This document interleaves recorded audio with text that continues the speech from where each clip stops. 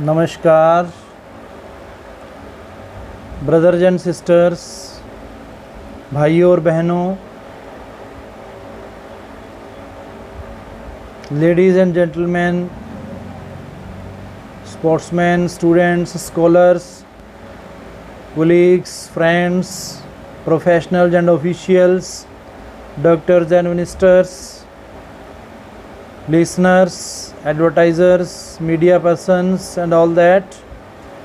Throughout the world, those who are listening, I, Dr. Rakesh from USA, welcome all. Your presence is praiseworthy, admirable and appreciable. Today you are providing your valuable time and precious thought of presence of your soul. It is really wonderful. Sometimes we say we are having the presence of mind, but it is not only the need of presence of mind, but equally important that there should be the presence of soul when we are understanding the science and spirituality. Without studying the soul, we can reach at that destination which is destined by our supernatural power God for the journey of soul. That is our ultimate goal. Without word, in the wordless form and even in the soundless and lightless form, he can carry us. No doubt that. What does the mean of Guru? Guru means that a person who brings light in the dark, but he is also the Guru who brings a dark in the light. But he is Guru for the soul because he knows his value, that he is the super and supreme for the soul. So he always carry this soul from dark to light. So his name is the form of light. No doubt he also resides in the dark and lightless places, but these places are only the symbols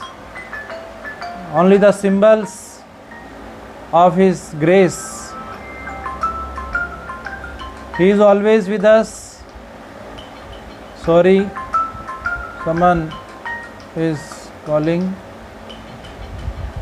I don't know who is he. So let's come back. Our soul spirit needs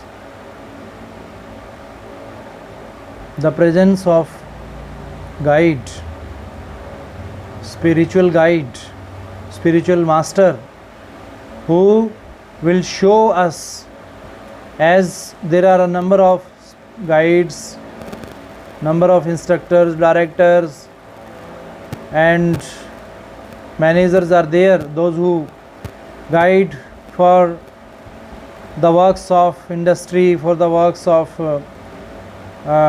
different mall and stadium, museum, parkings, clubs and other things that are made on this earth by the human being for spending and earning, for consuming the luxury life, for leading the materialistic life. He has made a number of things, but after that ultimately he has to go in that word, which word is who is the maker of these things.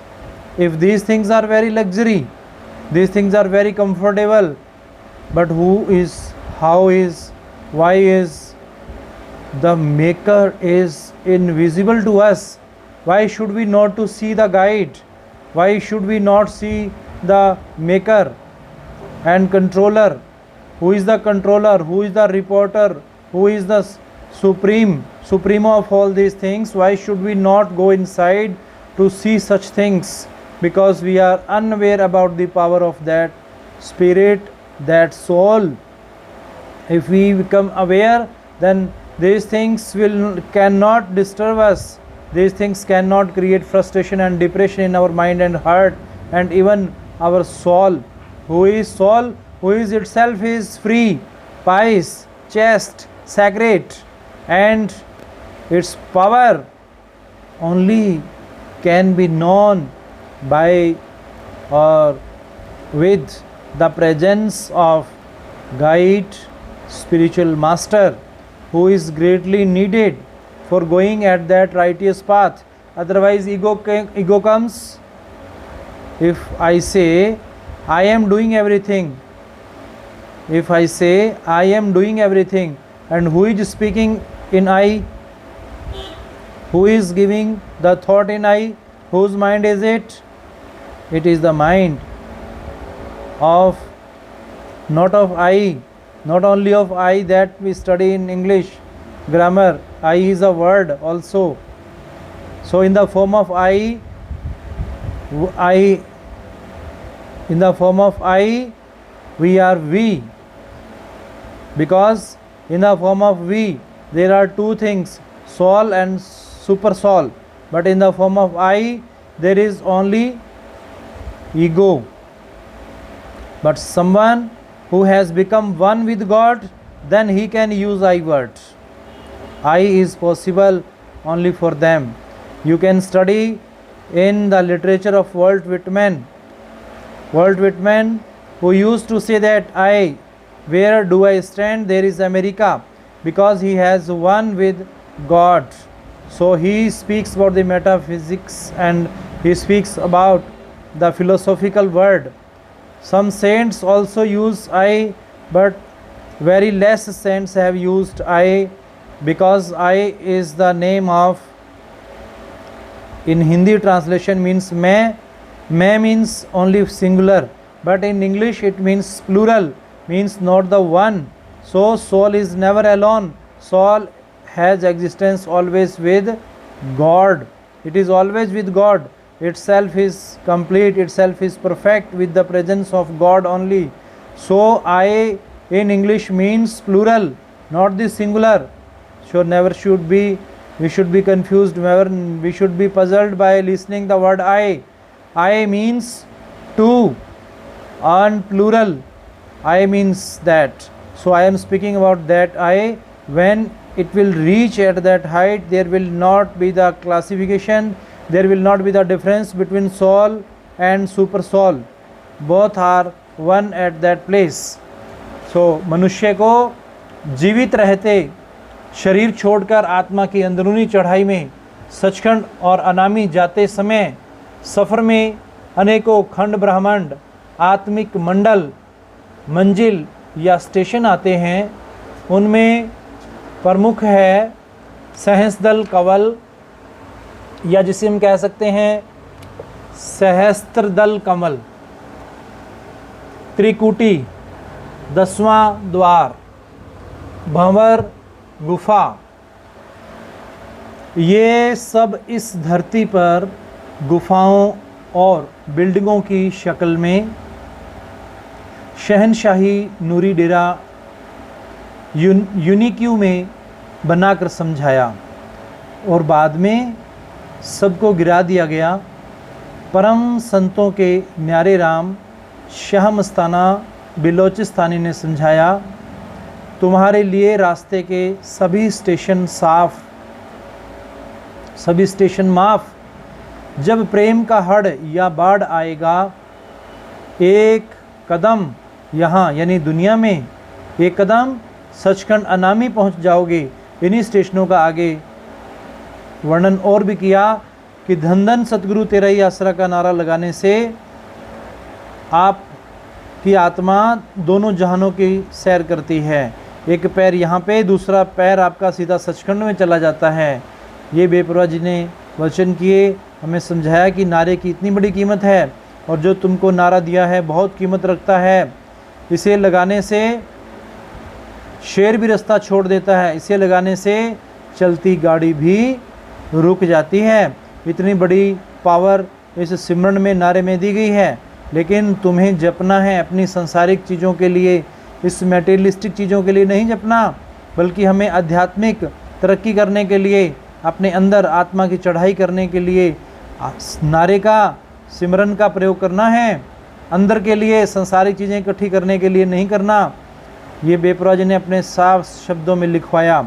और जो principal and doctrine of हमारे इस institution के हैं उसमें बेपरवाह जी ने कहा कि नोटों वोटों से हमारा जो डेरा है वो मुक्त है। So mind, materialism, materialistic things, these are away from the spirituality. आगे देखिए आप क्या लिखा है इस यूनिक यू के अंदर, इस यूनिक यू बॉडी के अंदर हमारी, ये बॉडी में जब हमारी आत्मा एंटर करती है, बॉडी के अंदर क्या है मेन इंपॉर्टेंट थिंग, माइंड है, और माइंड एंड हार्ट दोनों की मीटिंग होती है। और उसके बाद में फिर ये आगे का रास्ता जो है वो सोल एंड सुपर सोल के मिलने का रास्ता बताया है। सोल एंड सुपर सोल जब आपस में मिलते हैं तो उस प्लेस को इन्होंने कहा कि ये आपका अंदर का डेरा सच्चा सौदा है। बाहर ईंटों और पत्थरों को पूज रहे हो, उन्हीं की पूजा कर रहे हो, तो वो इतना स्थान ही सच्चा सौदा। आपको एक रास्ता ज़रूर है वो मिलाने का, पर जो आपका लक्ष्य है वो अंदर जाने का है, बॉडी के अंदर जाने का है, माइंड के अंदर जाने का है, हार्ट को जानने का है, और फिर सब चीज़ें जानने के बाद में आपकी आत्मा को जानने का है। फिर आत्मा जब परमात्मा को पाएगी, उस तक जाएगी, तो इसको असली रास्ता अंदर का नज़र आएगा कि मेरी आत्मा का असली मुकाम क्या है। फिर इसको समझ आती है, जिसके बारे में हमें सतगुरु ने समझाया है कि आप बाहर वाली चीज़ों के अंदर इतने न खो जाओ कि आप अपने असली और अंदर वाले उस सच्चे सौदे को भूल जाओ। जिसके बारे में लिखा है, सच्चा सौदा में एक दरवाज़ा था जिसका मुख सिरसा शहर की तरफ था, उस पर सहस्त्रदल कमल लिखा हुआ था। यह आत्मा के पहले स्टेशन की नकल है, इसका नाम सहस्त्रदल कमल है। यह जगह दोनों आँखों के दरमियान या मध्य है। इस जगह पर आत्मा को सारा शरीर छोड़कर जाना पड़ता है। इस जगह पर पहुंचने से आत्मा की पहली अर्थात स्थूल शरीर की जेल खत्म हो जाती है, यानी इस मल मूत्र की देह को छोड़ती हुई आत्मा उस प्रथम स्थान में प्रवेश करती है। त्रिकुटी सच्चा सौदा में एक इमारत थी जिसका नाम बंद गुफा था। यह त्रिकुटी है जहाँ दूसरी जेल छूटी जो स्वप्न में ले जाती है।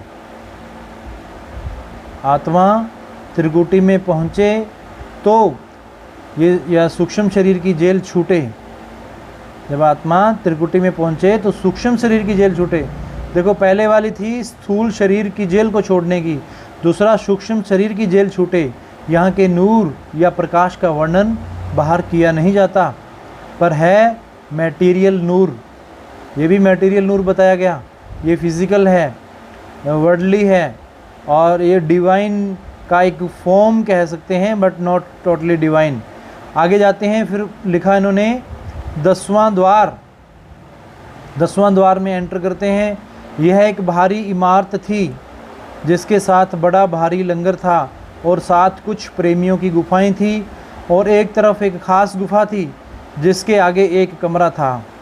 यह गुफा परम संतों के न्यारे राम श्यामस्ताना बलूचिस्तानी जी ने खुद अपने हाथों से बनाई थी। यहाँ यह 10वां द्वार है, यहाँ जहाँ जेल से निकलकर आत्मा नंगी हो गई है, अर्थात उसके सूक्ष्म स्थूल कारण शरीर के आवरण उतर गए, आज़ाद और नूर या प्रकाश में हो गई। अभी उसको वतन की याद आई और रोने लगी कि मैं सारी उम्र या शरीर की जेल में गुजार दी और मेरे मुकाबले में कोई पूजने योग्य न था। बीच फिर इस नूर में मटेरियल या भौतिक नूर कोई नहीं है। इसका वर्णन यहाँ आ ही नहीं सकता, देखने के लायक नज़ारा है। क्यों, जो वहाँ आत्मा का पति परमेश्वर रूप है, जिसने यह न देखा वह इंसान नहीं कहला सकता है। फिर वह मौत के समय काल के नीचे पाँव में दबाया जाएगा, अर्थात काल मौत के समय कष्ट